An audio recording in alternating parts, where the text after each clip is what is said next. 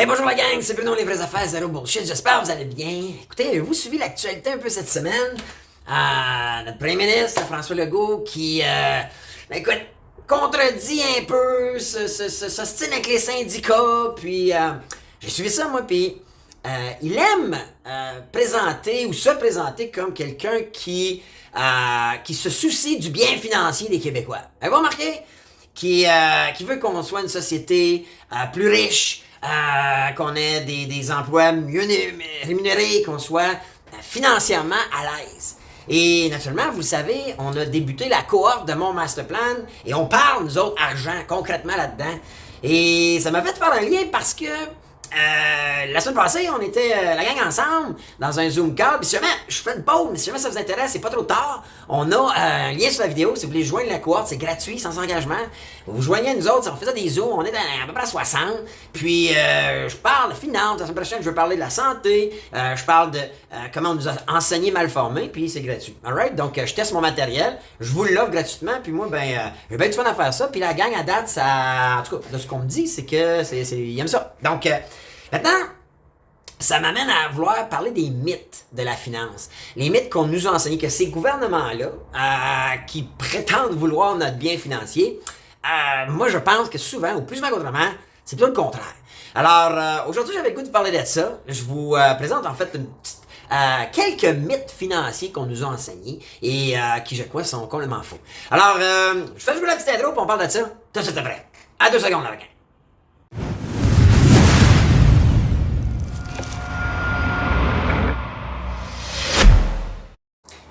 Hey, hello encore la gang, c'est Bruno, les vraies affaires, zéro bullshit. J'espère que vous allez bien, passer une belle journée. Juste avant qu'on parle des mythes de la finance, je vous demande un petit faveur, pause like, likez la vidéo si la vidéo, c'est un petit geste qui vous coûte rien, qui vous prend 2 secondes, puis qui pour nous envoie un signal fort sur le média sur lequel vous écoutez la vidéo, comme quoi vous l'aimez. Alors ça c'est bon.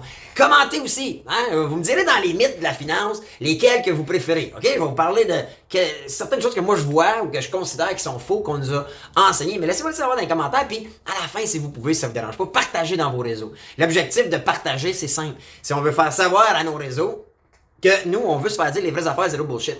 Qu'on est tanné de la bullshit qu'on nous enseigne, ou qu'on nous partage, ou qu'on nous met dans la gorge par nos médias traditionnels, qui sont manipulés par nos gouvernements. Hein? Donc, je voulais parler de ça aujourd'hui parce que je suis l'actualité naturellement, puis je trouve tout le temps que les politiciens ils se présentent sur un beau jour, puis on veut le bien de notre communauté, puis nos citoyens, puis quand ils y pensent, ou quand tu deep dive un peu, en tout cas je vais vous donner quelques exemples qui je pense sont des mythes de la finance qui pour moi sont plein de bullshit, ok? Puis à la base, vous savez, je suis dans plusieurs programmes de mentorat et je suis inspiré par les Jack Canfield, Tony Robbins, Grant Cardone. Et quand tu te mets à être enseigné, à être mentoré par eux autres, tu réalises que ces gens-là, qui sont extrêmement fortunés, pensent pas pantoute comme ce qu'on nous a enseigné. Autant à l'école, puis tu peux pas blâmer tes parents parce qu'eux aussi se sont fait enseigner ça, mais il y a plein d'exemples que je vais vous donner aujourd'hui qui sont pour moi des mythes complètement faux. OK? Puis là, je commence. OK? Je m'amuse aujourd'hui. Vous me direz dans les commentaires lesquels vous aimez mieux. Avez-vous déjà entendu « l'argent ne fait pas le bonheur ». Ouais. Tu sais, là, on entend ça des fois. « L'argent ne fait pas le bonheur ». Ben moi, là, je te dirais que c'est une expression inventée par des gens malheureux. OK? Qui probablement n'avaient pas d'argent. Parce que moi, je peux vous dire, pour l'avoir vécu, moi, j'ai été à un moment dans ma vie très pauvre. Pauvre où est-ce que je pouvais pas aller dans un restaurant sans regarder la facture puis calculer même avec le menu combien ça coûtait parce que j'avais pas assez d'argent dans mon compte. J'ai connu ça. Et ce que tu comprends quand tu observes les gens qui sont fortunés, c'est que le malheur puis le bonheur a pas rapport avec l'argent. Il y a des gens pauvres qui sont heureux, il y a des gens pauvres qui sont malheureux, puis il y a des gens riches qui sont heureux, puis il y a des gens riches qui sont malheureux. Donc, l'expression qu'on nous a enseignée, moi, on m'a dit ça souvent, puis on l'a entendu dans nos médias, dans des émissions de télé, puis à l'école, l'argent fait pas le bonheur. Moi, je dis ça bullshit. Moi, je peux vous dire aujourd'hui, je suis un peu plus fortuné que je l'ai déjà été, et c'est beaucoup plus le fun à pas avoir à stresser avec le souci financier. De pas avoir à stresser si ton paiement va se faire à la fin du mois, si tes cartes sont toujours toutes remboursées à 100%, si tu es capable de mettre des sous dans un investissement à cash flow. Moi je trouve ça beaucoup plus à l'aise et ça me rend beaucoup plus heureux de pas avoir à stresser avec ça. Je sais pas vous autres. Fait que moi, cette expression-là, je trouve que c'est de la bullshit. Je continue. Dites-moi ce que vous en pensez dans les commentaires. L'argent pousse pas dans les arbres. Vous avez déjà entendu ça? L'argent pousse pas dans les arbres. Hein? Vous le savez? Dans un peu, je refuse l'appel. Mais moi, je vous dirais, regardez autour de vous, il y a une abondance de cash. Faites juste regarder dans votre bureau, tout dans votre salon, ou peu importe où vous êtes là en écoutant ça. Tout ce qu'on a alentour de nous a transigé par de l'argent. OK? Pratiquement. Donc, mon crayon que j'ai acheté, mes AirPods, ma bouteille, tout passe par de l'argent. Donc, il y a abondance de cash et vous avez droit à avoir votre part. Et quand on pense que l'argent ne pousse pas dans les arbres, on est mal formé. Oui, il y en a partout, partout, partout. Sortez de la maison, le gazon, pour l'entretenir, ça a pris de l'engrais, ça coûte de l'argent. Ça a pris de la terre, ça coûte de l'argent. Le coupeur, ça prend une tondeuse, ça prend de l'argent. Les gens qui l'entretiennent chargent pour l'entretenir. Regardez, votre fat a coûté de l'argent. Votre véhicule a coûté de l'argent. Tout coûte de l'argent. Alors, il y a abondance de cash. Et les riches comprennent ça. Ce qu'ils veulent, eux autres, faire, c'est être impliqué dans les transactions et faire une partie de cet argent-là. Alors, quand les gens vous disent l'argent ne pousse pas dans les arbres, vous pourrez dire oui, ça pousse, il y en a partout. L'argent, il y a abondance de cash. Dis-moi ce que vous en pensez de ce mythe-là. Ensuite, c'est l'autre, le mythe, vous avez peut-être déjà entendu, il faut toujours se payer en premier. Puis même quand tu te mets à étudier un peu la finance, on dit il faut toujours que tu te payes en premier. Moi, je dis oui, mais ça dépend ce que tu fais avec. On a un sérieux problème. J'ai vu des gens se lancer en affaires ou avoir leur paie puis se payer en premier. Mais si tu la dépenses dans des biens de consommation qui perdent de la valeur la minute où tu les acquiers, ben tu vas t'appauvrir. Et on a été mal formés avec ça. C'est correct de se payer en premier, seulement si vous transférez cet argent vers des actifs. Puis je vais vous en parler un petit peu plus longtemps parce que aussi c'est un mythe, des actifs à cash flow. Je vais vous expliquer pourquoi. Je continue. Assure-toi de mettre 10% de côté. Je ne sais pas si vous avez déjà entendu ça, moi. Mes parents me disaient ça. Mais quand tu consultes ou tu t'inspires des plus fortunés, tu remarques qu'eux autres, c'est un minimum de 25% de côté. Puis là, vous allez me dire, time out, Bruno, là, moi, mettre 25% de ma paye de côté. Le hic, je vais vous expliquer tantôt, vous pouvez vous rendre à ça, je vous garantis. Parce que le problème n'est pas dans l'argent qu'il faut que tu mettes de côté. OK? Puis je vais vous le démontrer tantôt. Je continue. Diversifiez vos investissements. Vous avez peut-être déjà entendu ça. Diversifiez. Voilà la diversification. À ça, moi, je dis, faites attention. Pas avant d'avoir optimisé au maximum vos premières sources de revenus. OK? Si vous avez un salaire, souvent, pour la plupart des gens, notre première source de revenus, c'est notre salaire. C'est notre métier. C'est le temps qu'on échange contre une rémunération. Maintenant, ce salaire-là, pourquoi vous ne l'optimisez pas? Pourquoi vous ne cherchez pas à avoir les bonnies de performance? Vous êtes là de 9 à 5, de 8 à 4, peu importe votre horaire. Vous êtes sur vos chiffres. Pourquoi vous n'essayez pas d'optimiser le potentiel de revenu du temps que vous dépensez déjà à l'emploi ou à votre job? Moi, je trouve ça aberrant des gens qui vont travailler, qui sont lazy, qui se poussent pas au maximum, qui cherchent pas à avoir la promotion, qui cherchent pas à avoir le boni, qui cherchent pas à faire d'overtime. T'es là! T'es obligé d'être là. Pourquoi faire le strict minimum? Deviens le meilleur et ensuite tu vas être en position de maximiser ton taux horaire. Si tu es capable de courir après des bonnies, une promotion, go! T'es là! Le temps que tu investis là-dedans, pourquoi pas le faire à ton plein potentiel? Et c'est la même chose dans les investissements financiers. Si tu décides d'investir à la bourse, dans la crypto, dans une entreprise, optimise ta source de revenus avant de diversifier. OK? Si tu décides d'investir dans une entreprise X, bien, optimise ta rentabilité, puis mets-en le plus possible. Si tu décides d'embarquer dans une action, par exemple, ou une entreprise, d'investir dans une entreprise à la bourse, bien, vas-y en DCA, des façons de faire, puis on pourra en parler dans une autre vidéo, mais à la base, optimise chaque source de revenus avant de diversifier. OK? Puis je peux vous dire, les plus riches de la planète, ils ont souvent investi dans 1, 2, 3 projets. Quand tu grossis, ben oui, t'en as plus. Comme moi, j'ai plusieurs entreprises. Mais à la base, ma première entreprise, je l'ai optimisée. Ensuite, j'en ai créé une deuxième, je l'ai optimisée. Ensuite, une troisième. Et si je crée d'autres sources de revenus, je m'assure que mes premières restent à leur pleine capacité. Hyper important. Maintenant, j'ai le potentiel de devenir un get rich quick. Ça, on entend ça. J'ai des gens que je rencontre des fois et qui me disent « j'ai l'idée, moi, être millionnaire avec ça, c'est mental. Ça va être wow, ça va être... » Moi, je vous le dis, là, la seule chose qui va vous rendre libre financièrement, OK? Ben, pas la seule. C'est le temps et la constance, OK? Ça, là, c'est ça qui va vous amener à la liberté financière dans 99% des cas. Il y en a, là, 1% chanceux. Les Mark Zuckerberg qui ont des milliards pour avoir créé Facebook, il y en a, mais très peu. C'est 1%. Copier les stratégies des plus riches qui ont une stratégie dans le temps et la constance, OK? Je vous donne un exemple. Je vous cite, imaginez. De qui parle-t-on si je vous dis Ce qui est intéressant de constater, c'est que plus de 99% de sa fortune a été réalisée après son 52e anniversaire. De qui on parle? Hein? Mais imaginez-vous, on parle de Warren Buffett. Warren Buffett, c'est un des personnes les plus riches sur la planète. Je pense qu'il est dans le top 5. Puis regardez sa courbe. Entre 14 ans jusqu'à 30 ans, oui, il valait 1 million en 30 ans, mais c'est 15 ans que ça y a pris de 14 ans ou 15 ans à 30 ans. Ensuite, regardez, là, jusqu'à 52 ans, c'est sûr, on parle de millions dans son cas, puis là, aujourd'hui, on parle de milliards, mais regardez la courbe vers la fin, là, il est rendu à 80, je sais pas quel âge, puis il est encore actif. Il utilise la constance dans ses investissements, il utilise le temps en sa faveur. Il n'essaie pas d'être un get rich quick, ok? Il veut pas le shortcut, puis il y a la loterie qui fait ça. La loterie fait ça, mais à la base, c'est la stratégie de constance et dans le temps où vous allez vous bâtir une fortune ou une sécurité financière. Puis voyez-vous, c'est le meilleur exemple, c'est un des hommes les plus riches de la planète. Alors, utilisez ou gardez ça en tête, essayez pas de devenir un get rich quick. Je continue. Je veux assez d'argent pour ma retraite. Vous l'avez probablement déjà entendu. Et moi, là, je veux avoir assez d'argent pour ma retraite. Moi, je vous dirais, ne visez jamais le assez. Visez trop. Parce que c'est le trop qui égale la liberté. Visez là, je veux avoir trop d'argent pour ma retraite. Ouais, vous avez le droit de vouloir trop d'argent pour votre retraite. Parce que tous ceux que je connais qui se sont bâtis une retraite avec assez d'argent, je vous garantis, ils peuvent pas voyager comme ils voudraient. Ils peuvent pas changer de voiture comme ils voudraient. Ils peuvent pas s'acheter des biens de consommation. Puis là, ils arrivent en fin de vie et tu es obligé de vivre avec ton assez. Je dis pas qu'ils sont malheureux. Je dis pas que...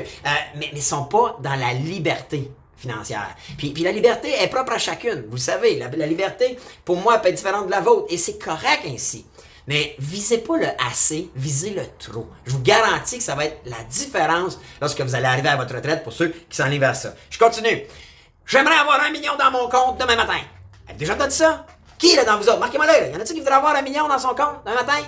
Encore là, c'est une malformation parce que je vous annonce que vous n'aurez jamais 1 million dans votre compte en banque. C'est tata d'avoir 1 million de cash dans votre banque. Vous allez avoir pour 1 million d'actifs. 1 million en entreprise, 1 million d'immobilier, 1 million d'actions en valeur. Mais le hic, c'est que tu veux jamais avoir 1 million. Moi, je peux vous dire, je vaux quelques millions aujourd'hui, j'ai pas 1 million dans mon compte. C'est stupide. Puis là, en plus, avec l'inflation, on sait que l'année passée, notre argent a perdu 9% de valeur. Avec le même million, ça veut dire que tu as perdu 90 000. Mais si tu avais un même million dans l'immobilier, tu as pris 15%, fait que tu es rendu à 1 115 000. Alors, comprenez-vous que on nous a mal formés. On voudrait 1 million dans notre compte. Non, vous aurez jamais si vous suivez la finance. Puis là, hier, j'en parlais dans ma cohorte de mon master plan. Je disais, jamais vous allez avoir 1 million dans ton compte. J'ai jamais 1 million dans mon compte. Pas cash, jamais. De la maudite vie, c'est tata. Ça perd la valeur. Donc, important que vous compreniez parce que tout ça aussi, tu sais, on veut 1 million demain matin. Si vous avez 5 000, 10 000, 15 000 dans votre compte en banque, passer de 15 000 à 1 million, là, à part la loto, à part d'être le 1% chanceux, ça se fait pas. C'est des paliers. Dans 99% du temps, c'est des paliers qu'il faut viser. Donc, si vous avez 10 000, visez donc 15 000. Vous avez 15 000, visez 25. Vous avez 25, visez 50. Je vous le dis, vous allez être gagnant tout à l'heure. Alors, hyper important que vous compreniez tout ça. Alright? Je continue. C'est cher, je dois surveiller mes dépenses, suivre mon budget. Hein? C'est cher, le prix trop cher. Bon, ça vous est déjà arrivé. Vous voulez aller vous acheter quelque chose, puis c'est trop cher. Je vous annonce aujourd'hui que le prix de vos dépenses ne sont jamais le problème. C'est pas le prix le problème. Hein? Pourquoi il y en a qui achètent des voitures à 15 000 puis il y en a qui achètent des voitures à 100 000? Pourquoi il y en a qui achètent des montres à 5 puis il y en a d'autres qui en achètent à 1000 C'est pas le problème, c'est pas le prix le problème, c'est vos revenus. Okay? On a été mal formés. On nous a formés à focuser juste sur nos dépenses, juste sur notre budget, juste sur le coût d'acquisition. Puis la clé que moi j'enseigne, c'est focuser sur vos revenus. Travailler tous les jours à générer des nouveaux revenus. Alright? C'est super important, hyper important. OK? Je continue. Vous avez peut-être déjà, je ne sais pas si vous l'avez déjà entendu, mais cash is king. Avez-vous déjà entendu ça? Cash is king. Moi, je vous dis, ça, c'est de la bullshit. C'est le cash flow qui est king. Et ça devrait s'appliquer dans tous vos investissements. Je vous explique la différence. Le cash, c'est d'avoir 1 million dans son compte en banque. Maintenant, on va faire des chiffres plus simples. C'est d'avoir 10 000 dans son compte en banque. Le cash flow, c'est d'avoir 10 000, de le transférer vers un actif qui vous génère un cash flow à tous les mois. OK? Donnez des exemples. Si vous investissez dans l'immobilier locatif, vous devez acheter une unité locative et le loyer rentre à tous les mois. Ça, c'est du nouveau cash flow. Puis là, vous voulez être dans le positif. Je vais vous donner un exemple. Vous voulez investir à la bourse? Mais moi, j'investis dans des actions à dividendes. Peu importe ce qu'il y a aux actions, OK? J'achète une action, puis il y en a plein. Le Power Corporated, les grosses actions de banque qui ont tout le temps des dividendes, puis il y en a qui ont des gros dividendes. Des fois, ça peut aller jusqu'à 15%. Ben, à chaque mois, peu importe ce qu'il y a à l'action, puis moi, je suis un gars qui embarque dans les investissements financiers en DCA, un Dollar Cost Average, je pourrais en reparler si ça vous intéresse. Mais à la base, peu importe ce qui arrive à l'action, que le marché hausse, plante, moi, je gèle mon argent là, je la laisse là, mais à tous les mois, je reçois un dividende. Donc, je reçois un cash flow. Et c'est ça, la recette. C'est ça, la game de bâtir sa sécurité. Et un jour, je veux juste avoir assez d'actifs qui me génèrent assez de cash flow mensuel pour pouvoir vivre la vie que moi j'ai besoin. Puis là, ben, c'est là que là, tu te sers de ton budget pour dire, OK, comment moi, pour avoir ma vie idéale, j'ai besoin à chaque mois. Si vous avez besoin de 5 000, good for you, c'est correct. Si vous avez besoin de 2 500, good for you. Si moi j'ai besoin de 10 000 ou 15 000 ou 20 000, ben là, moi, il faut que je mette en place durant ma vie active, OK? Entre 20 et 60, là, ben, il faut que je mette en place des mécanismes et il faut que je me bâtisse des actifs qui me génèrent le cash flow que j'ai besoin pour vivre et me sentir libre et ne plus avoir à échanger mon temps, OK? Contre de l'argent. Donc, ne pas avoir besoin de job. Et ça, ça se fait, puis c'est ça qu'on apprend. C'est ça, en fait, j'enseigne dans ma cohorte, mon master plan. Alors, c'est des exemples comme ça que je voulais vous montrer aujourd'hui, vous parler. Dites-moi ce que vous en pensez dans les commentaires. Laissez-moi savoir s'il y en a là-dedans, ou s'il y en a que j'ai oublié. Ben, c'est sûr que j'en ai oublié. Mais, parce qu'il n'y a pas de faire attention ici, là, je fais juste vous partager des exemples, selon moi, qu'on nous a enseignés qui sont des mythes et qui sont de la bullshit. Ils nous enseignent pas les bonnes affaires. En tout cas, moi, les riches que je suis aujourd'hui, qui sont mes mentors, ils pensent pas comme les mythes qu'on nous a enseignés. Ils pensent comme ce que je vous ai dit aujourd'hui. Ils voient la vie financière complètement différente. Alors, si jamais ça vous tente à la fin, vous n'avez pas encore liké la vidéo, puis partagez dans vos réseaux. Je pense que ça peut être bénéfique. Si on se partage l'information comme ça, puis on reconditionne notre cerveau, je pense qu'on va être beaucoup plus avantageux à la fin, parce que c'est pas nos gouvernements qui vont nous aider. Le gouvernement, là, ils s'en fichent de nous, OK? La preuve, c'est que la première chose que vous faites quand vous recevez votre chèque de paie, quand vous recevez votre paye, le gouvernement est passé avant vous, puis il vous a volé entre 30 et 50% dépendamment de votre taux d'imposition. Réalisez-vous, le gouvernement, il est allé à votre employeur et il a dit hey, enlève-y ce qu'il nous doit, lui, en impôts puis en RRQ. Il dit tellement, on va prendre de l'argent pendant toute sa vie active pour y en donner un petit montant à 65 ans. Tellement qu'il ne nous fait pas confiance, tellement qu'il veut nous manipuler puis nous contrôler. Au même titre que on va acheter un bien, moi je vais aller m'acheter un café, OK? En théorie, là, le système devrait être super simple. Ça devrait être, il y a un fournisseur de café, il y a un cost de café, il nous le vend avec un profit, et c'est ce qui fait la transaction financière, right? Puis il y a un profit, puis lui, son entreprise, il a bâti à même ses profits. Imaginez, le gouvernement tellement qui se fout de notre liberté financière puis de notre bien financier, ben il prend des taxes, il prend des TPS, puis il prend des TVQ, et il nous enlève 15%. En partant de tous les biens qu'on consomme. Alors, pensez pas qu'il est là pour nous. Pensez pas, même s'il fait accroire en négociant avec les syndicats, puis tout ça, il fait semblant comme s'il y avait qu'il se souciait de notre sécurité financière. Moi, je le crois pas une seconde. Alors, c'est ça, j'avais le goût de vous parler aujourd'hui. Je sais pas si vous aimez ça. Laissez-moi savoir dans les commentaires. Alright, je vais vous lire. Puis sinon, la semaine prochaine, je vais peut-être vous parler aussi de... j'ai parlé d'un nouveau mindset financier. Il m'a peut-être parlé de ça. Je pense que ça va être intéressant. Où est-ce que tu reconditionnes ton cerveau à penser comme les riches y pensent. Fait que, ouais, on va parler de ça la semaine prochaine. Alright? So, sur ça, je vous dis bonne semaine, bonne journée, puis écrivez des commentaires, puis partagez. J'apprécie au bout. Puis moi, je vous dis à bientôt pour une autre vidéo. Les vraies affaires, zéro bullshit. Ciao, les gars.